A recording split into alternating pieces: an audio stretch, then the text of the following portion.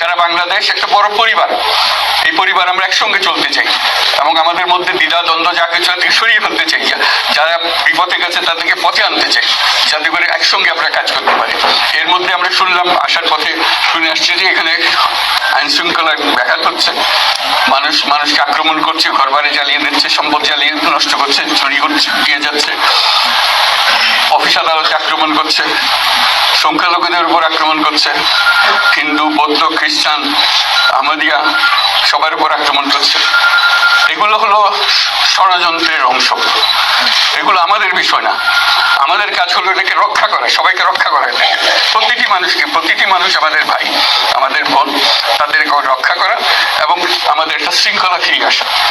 বিশৃঙ্খলা, সহিংসতা এগুলো হলো অগ্রগতির বড় শত্রু। আমাদের যে যাত্রা শুরু হলো, সেই যাত্রার শত্রু, এই শত্রু